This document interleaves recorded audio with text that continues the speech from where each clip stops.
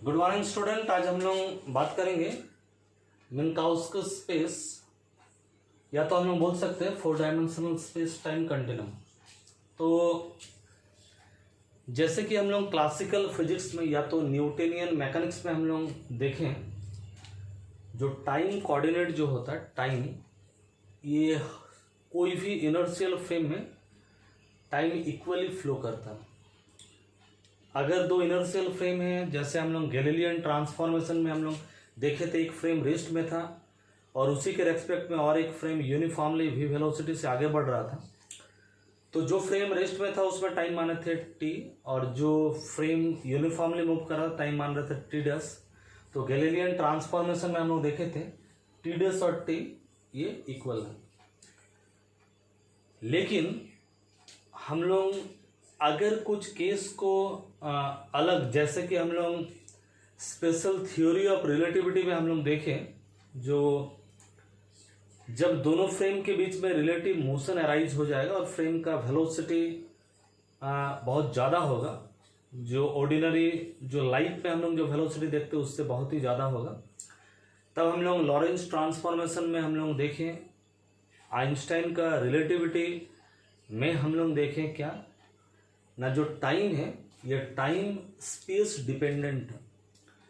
Newtonian mechanics में space coordinate अलग है, टाइम कोऑर्डिनेट अलग है। टाइम स्पेस पे डिपेंड नहीं कर रहा, इंडिपेंडेंटली टाइम फ्लो कर रहा है, स्पेस के ऊपर में डिपेंड वो नहीं कर रहा। लेकिन रिलेटिविटी में जो हम लोग देखें, स्पेस और टाइम डिपेंडेंट है। मीन्स अगर कोई इनर्शियल फ्रेम जिसका कोऑर्डिनेट एक्स वाई जेड है उसमें टाइम टी होगा, कोई दूसरा इनर्शियल फ्रेम में जिसका coordinate X dash Y dash Z dash T dash Z dash, वहां पर टाइम टी नहीं होगा, वहां पर टाइम होगा टी डैश। और टी डैश और टी, जैसे न्यूटनियन मैकेनिक्स में टी डैश और टी बराबर था, यहां पर रिलेटिविटी में टी डैश और टी इक्वल नहीं होगा। हम लोग ट्रांसफॉर्मेशन इक्वेशन देखें, एस डैश फ्रेम में जो टाइम हम लोग लिए थे, अगर वो टी डैश है तो एस फ्रेम में अगर टाइम लेंगे वो टी और टी डैश बराबर नहीं है। T dash equal to T minus V X by C square, T minus V X by C square, फिर by under root 1 minus V square by C square. तो हम लोग जो देख रहे हैं, एस डैश इनर्शियल फ्रेम का जो टाइम है वो इंडिपेंडेंट नहीं है, वो एस फ्रेम का टाइम पे डिपेंड कर रहा, साथ साथ एस फ्रेम का जो कोऑर्डिनेट है उसके ऊपर भी डिपेंड कर रहा है। इसका मतलब हम लोग क्या बोल सकते हैं, स्पेस और टाइम इंडिपेंडेंट नहीं है, स्पेस और टाइम डिपेंडेंट है। तो इसी को सबसे पहले बहुत ही सुंदर ढंग से आगे बढ़ाए थे, इस कॉन्सेप्ट को लेकर के काम किए थे मिन्काउस्की। उनके अनुसार जो एक्सटर्नल जो वर्ल्ड है, ये एक्सटर्नल वर्ल्ड हमारे चारों ओर जो वर्ल्ड हम लोग देखते हैं, अब तक जो आप लोग पढ़े हो यूक्लिडियन ज्योमेट्री के बारे में आप लोग पढ़े हो। मजेदार बात है, यूक्लिडियन ज्योमेट्री में जो हम लोग पढ़ते हैं, जो यूक्लिडियन ज्योमेट्री में प्लेन पढ़ते हैं हम लोग, प्लेन 2D फिगर के बारे में पढ़ते हैं, 3D फिगर के बारे में हम लोग पढ़ते हैं, 1D फिगर के बारे में पढ़ते हैं। जैसे हम लोग ट्रायंगल, रेक्टेंगल, स्फीयर, सिलेंडर, ये सब जो भी ज्योमेट्री हम लोग 10-12 क्लास तक हम लोग पढ़े वो सभी यूक्लिडियन ज्योमेट्री। अगर मैं बात करूं यूक्लिडियन ज्योमेट्री में, यूक्लिड का दिया हुआ, यूक्लिड एक बहुत बड़े मैथमेटिशियन थे, यूक्लिड का दिया हुआ ज्योमेट्री हम लोग पढ़ते हैं। तो यूक्लिड के आधार पर हमारा जो स्पेस है वो स्पेस है कितना, 3 डायमेंशन स्पेस। उसमें अगर कार्टेशियन कोऑर्डिनेट सिस्टम में अगर हम लेंगे तो उसमें हम लोग को एक्स वाई जेड कोऑर्डिनेट हम लोग को मिल जाएगा। तो ये यूक्लिडियन ज्योमेट्री में एक तो सिंपल एग्जाम्पल हम दे रहे हैं। अगर बात करेंगे ट्रायंगल का 3 एंगल मिलने से, ट्रायंगल का 3 एंगल को अगर जोड़ेंगे तो कितना मिलेगा, आप लोग प्रूव किया, आप लोग जानते हो, वो है 180 डिग्री। लेकिन ये है यूक्लिडियन ज्योमेट्री। लेकिन जैसे ही आप लोग हायर मैथमेटिक्स में जाओगे, रायमन ज्योमेट्री में जाओगे, तो आप लोग देखोगे ट्रायंगल का 3 एंगल को जोड़ने से 180 से ज़्यादा भी हो सकता, 180 से कम भी हो सकता। यूक्लिडियन ज्योमेट्री में, 2D ज्योमेट्री में हम लोग जब ट्रायंगल को कोई प्लेन में बनाएंगे तब 180 डिग्री होगा। लेकिन ट्रायंगल को प्लेन में नहीं बना करके जब ट्रायंगल को कर्व में बनाएंगे, कॉन्वेक्स शेप कर्व में, कॉन्केव शेप कर्व में जब ट्रायंगल को बनाओगे तो क्या होगा, वो 180 डिग्री नहीं होगा, कभी ज़्यादा हो सकता है कम भी हो सकता है 180 डिग्री। तो मिन्काउस्किस के अनुसार जो एक्सटर्नल वर्ल्ड यूक्लिडियन स्पेस जो हम लोग को महसूस होता है इस तरह का स्पेस नहीं है। एक्चुअली यह है 4 डायमेंशनल स्पेस टाइम कंटिन्यूम, जिसको हम लोग मिन्काउस्किस स्पेस के बारे में मिन्काउस्किस स्पेस हम लोग कह सकते हैं। मेन जो वर्ल्ड जो हम लोग बोलते हैं वो जो 3D है, 3D means X Y Z coordinate, 3 coordinate है, लेकिन मिन्काउस्किस बोल रहे जो टाइम को हम लोग इसके साथ टाइम से स्पेस को अलग नहीं कर सकते। हम लोग 3 डायमेंशनल वर्ल्ड में नहीं जीते, वो बोल रहे हैं 3 dimensional space and 1 dimension time, 3 + 1 means 4 dimensional space time continuum में हम लोग जी रहे हैं। तो मिन्काउस्किस के अनुसार हमारा यूनिवर्स या वर्ल्ड ये पॉइंट से बना हुआ, खाली जो एक्स वाई जेड पॉइंट से बना हुआ ये नहीं है। ये हम लोग क्या बोल सकते हैं, it is made up of event. Event means घटना। एक पंछी उड़ रहा है, उसका X Y Z coordinate space में कहाँ है ये हम बोलेंगे, ठीक ही है, लेकिन कहाँ बोलने से नहीं होगा, कब और कहाँ ये बोलना पड़ेगा हम लोग।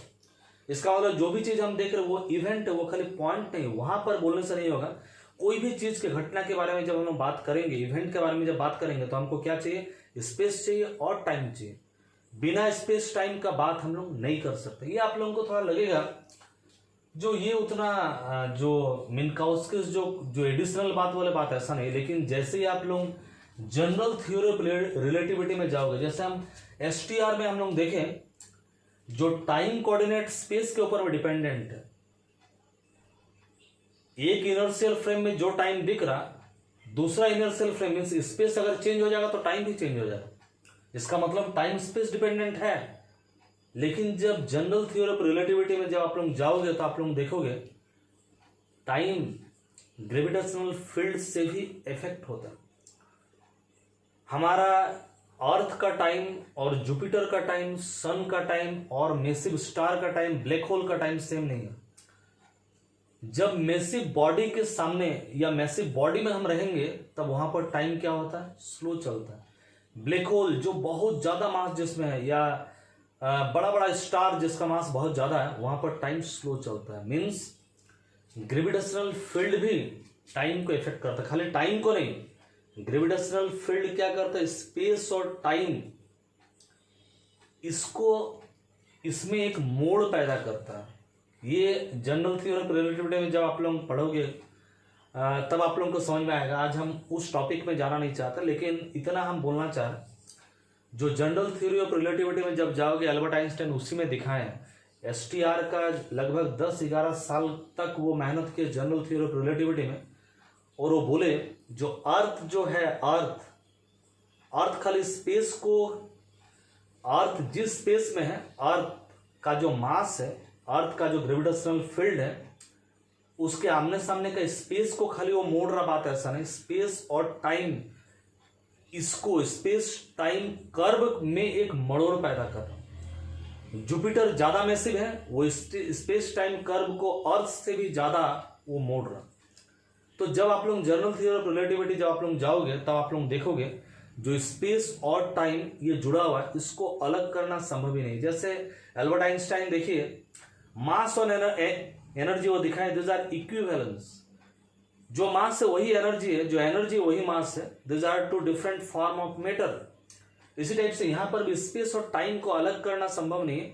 मीन्स ये स्पेस टाइम के ऊपर में डिपेंड, दोनों एक नहीं, इक्विवेलेंस बोल नहीं रहे हम, लेकिन स्पेस टाइम के ऊपर में डिपेंड करता है, टाइम स्पेस के ऊपर में डिपेंड करता है। तो यही आइडिया मिन्काउस्किस का दिया हुआ आइडिया। तो कोई भी इवेंट को अगर हम बताना चाह रहे हैं तो हमको 2 चीज चाहिए, एक है पोजीशन XYZ स्पेस पे हमको जाना पड़ेगा, और टाइम ऑफ ऑकरेंस T हम लोग को जाना पड़ेगा। तो हम लोग बोल सकते हैं हम लोग वर्ल्ड ऑफ पॉइंट में हम लोग नहीं जी रहे, हम लोग वर्ल्ड ऑफ इवेंट में हम लोग जी रहे हैं। जैसे यूक्लिडियन ज्योमेट्री के आधार पर, यूक्लिडियन स्पेस के आधार पर, ये जो हम एक फिगर बनाए 3D मैंने बनाने का प्रयास किया, 3 तरह का कोऑर्डिनेट XYZ हम लोग देखे हैं, और थोड़ा सा एंगल में x', y', z'। यहाँ पर P जो पॉइंट है, ये वाला कोऑर्डिनेट सिस्टम के लिए XYZ के लिए इसका जो P का जो कोऑर्डिनेट पॉइंट होगा XYZ, और उसका पोजीशन वेक्टर होगा R। लेकिन X dash Y dash Z dash के लिए जो कोऑर्डिनेट होगा वो होगा X dash small X dash small Y dash Z dash, और उसका पोजीशन वेक्टर को बोलेंगे हम आर डैश। तो आर स्क्वायर अगर हम लोग लेंगे, आप लोग जानते हैं X square Y square Z square, और यहाँ पर भी चूंकि आर डैश और आर तो सेम है, तो यहाँ पर भी आर डैश स्क्वायर लेंगे या तो आर स्क्वायर लेंगे, वो लेंगे X dash square Y dash square Z dash square. ये हमारा यूक्लिडियन स्पेस में हमारा आइडिया। लेकिन मिन्काउस्किस बोले हैं जो हमारा और एक कोऑर्डिनेट होगा, 3 कोऑर्डिनेट एक्स वाई जेड के साथ और एक कोऑर्डिनेट होगा टाउ, उसका वैल्यू क्या होगा ना आई सी टी होगा। सी मैंने स्पीड ऑफ लाइट और टी मैंने टाइम है, कोई एक फ्रेम में टी, और आई का मतलब जो कॉम्प्लेक्स हमारा टर्म है, आई का मतलब आप लोग जानते हैं कॉम्प्लेक्स टर्म, जब कॉम्प्लेक्स वेरिएबल आप लोग पढ़ेंगे, आई का मतलब 90 डिग्री टर्न, वो आई बता रहा है। ये अभी आज हम इसको डिस्कस नहीं कर रहे। तो मिन्काउस्किस के अनुसार इसको अगर हम लोग लिखेंगे आर स्क्वायर अगर लिखेंगे तो 3 खाली नहीं रहेगा, जैसे यूक्लिडियन में 3 था, X square Y square Z square खाली नहीं रहेगा, टाउ स्क्वायर भी रहेगा। ये चौथा कोऑर्डिनेट है, क्योंकि आप लोग जानते हैं वेलोसिटी इनटू टाइम बराबर, ये भी एक तरह का क्या बता रहा है, इसका भी डायमेंशन, ये जो डायमेंशन है एक्स वाई जेड का डायमेंशन का, X square Y square Z square, और ये जो टाउ स्क्वायर है, टाउ स्क्वायर का भी डायमेंशन में क्या होगा, उसमें भी हमारा पोजीशन का स्क्वायर ही आएगा। तो यहाँ पर टाउ स्क्वायर लिखेंगे और आर डैश स्क्वायर या आर स्क्वायर बराबर इसका हम लोग स्क्वायर लिखेंगे। तो टाउ बराबर क्या होगा आई सी टी, तो आई स्क्वायर बराबर होता है -1 सी स्क्वायर टी स्क्वायर, और यहाँ पर टाउ डैश बराबर आई सी टी डैश, क्योंकि सी तो वेलोसिटी तो सेम रहेगा, दोनों चाहे एस फ्रेम ले चाहे एस डैश फ्रेम ले, दोनों का वेलोसिटी सेम रहेगा। तो यहाँ पर हम लोग लिखेंगे दोनों का, लेकिन टी अलग होगा, इसलिए हम लोग लिखेंगे टी डैश। तो हम लोग देख रहे हैं जो यूक्लिडियन स्पेस से ये जो मिन्काउस्किस स्पेस ये थोड़ा सा अलग है, सेम नहीं है। तो हम लोग को एक न्यू आइडिया, न्यू दृष्टिकोण हम लोग को मिला देखने का, वर्ल्ड को यूनिवर्स को देखने का नया दृष्टिकोण हम लोग को मिला। अगर कोई जगह में कोई एक घटना अगर घट रहा है तो उस घटना को बताने के लिए इस ढंग से हम लोग इक्वेशन का व्याख्या हम लोग करेंगे। इसके बाद का जो टॉपिक है 4 वेक्टर, ये हम लोग स्टडी जब करेंगे ये और थोड़ा सा क्लियर होगा। और एक एडिशनल चीज हम बताना चाह रहे हैं, जो हम लोग एक स्पेस टाइम डायग्राम हम लोग बना सकते हैं। इधर में मान लीजिए स्पेस कोऑर्डिनेट, स्पेस में जैसे एक्स वाई जेड हम लोग लिए, एक्स वाई जेड के लिए हम लोग खाली एक ही कोऑर्डिनेट का इस्तेमाल कर रहे हैं। इधर में मान लीजिए स्पेस एक्सेस है और इधर में हमारा टाइम एक्सेस है। तो स्पेस एक्सेस में हम लोग डिस्टेंस लिए 3 × 10⁸, ये मीटर में, ये है हमारा मीटर, फिर ये भी है मीटर 6 × 10⁻, ये भी हमारा मीटर, और ये है टाइम हमारा सेकंड में है। टाइम तो हम लोग लिए हैं सेकंड में, 1 सेकंड 2 सेकंड 3 सेकंड। जैसा आप लोग जानते हैं लाइट 1 सेकंड में 3 × 10⁸ मीटर ट्रैवल करता है, 2 सेकंड में इतना, 3 सेकंड में इतना। तो अगर लाइट का अगर हम लोग एक लाइन बनाएंगे, जिस लाइन को हम लोग बोलते हैं क्या, वर्ल्ड लाइन, यहाँ पर एक न्यू टर्म आ रहा है वर्ल्ड लाइन, अगर लाइट का बनाएंगे तो ये इसके साथ 45 का एंगल में स्ट्रेट लाइन बन जाए। लेकिन अगर कोई दूसरा पार्टिकल्स, चूंकि कोई भी पार्टिकल का वेलोसिटी लाइट के उतना तो नहीं होगा, ये जो वर्ल्ड लाइन ऑफ पार्टिकल, ऐसा भी लाइन हो सकता है, इधर भी जा सकता है इधर भी जा सकता है, मीन्स इससे इस पार नहीं होगा, ये 45 डिग्री में नहीं जाएगा और इससे पार भी नहीं होगा, क्योंकि कोई भी मटेरियल पार्टिकल का वेलोसिटी लाइट का वेलोसिटी से तो ज़्यादा नहीं होगा, मीन्स ये वाला लाइन यहाँ पर पार नहीं करेगा, यहाँ पर भी नहीं आएगा, ये इधर में जा सकता है इधर, और ये लाइन जो स्ट्रेट होगा बात ऐसा नहीं, ये लाइन आपका कर्व भी हो सकता है। तो कोई भी पार्टिकल्स के बारे में बता रहा जो 1 सेकंड में वो कितना दूर गया, 1 सेकंड में अगर मान लीजिए वो 2 × 10⁸ गया, तो यहाँ पर पॉइंट 2 सेकंड में कितना दूर गया, मान लीजिए इतना दूर गया, 3 सेकंड में कितना दूर गया ना, इतना दूर गया, और अलग भी हो सकता, तो ये लाइन स्ट्रेट नहीं होकर कर्व भी हो सकता हमारा। तो ये हमारा वर्ल्ड लाइन ऑफ पार्टिकल है और वर्ल्ड लाइन ऑफ लाइट है। तो इसका मतलब हम लोग पहले जो समझते थे खाली कहाँ पर है ये हम लोग समझते थे, लेकिन कहाँ पर है समझने से नहीं होगा, कहाँ पर और किस समय में ये हम लोग को समझना पड़ेगा। और थोड़ा आगे का क्लास में जब आप लोग जाओगे तो मिन्काउस्किस का जो स्पेस टाइम डायग्राम का 3D डायग्राम, ये तो 2D डायग्राम हम लोग बनाए, 3D डायग्राम जब आप लोग देखोगे तो वहाँ पर हम लोग एक ग्राफ बनाएंगे जिसमें हम लोग का पास्ट प्रेजेंट और फ्यूचर तीनों के बारे में हम लोग उसको स्टडी कर सकते हैं। जैसे मान लीजिए एक एस्ट्रॉयड या एक कॉमेट, सपोज एक धूमकेतु आ रहा, तो धूमकेतु आ रहा मीन्स कहाँ पर है और किस समय में है आ रहा, तो वो पहले था कहाँ पर, उसका पास्ट अभी कहाँ पर है और फ्यूचर में कहाँ आ सकता। तो ये तीनों को अगर हमको स्टडी करना है धूमकेतु के बारे में, तो धूमकेतु अभी यहाँ पर है, मीन्स हमको प्रेजेंट में दिखाना है, कहाँ पर था पास्ट में दिखाना है, और फिर इतना समय के बाद कहाँ जाएगा तो फ्यूचर भी हमको दिखाना है। तो हम लोग स्पेस टाइम का हम लोग मिन्काउस्किस का हम लोग कौन बना सकते हैं, वो ऊपर क्लास में आप लोगों को देखने को मौका मिलेगा। तो आज के वीडियो में जस्ट इतना है।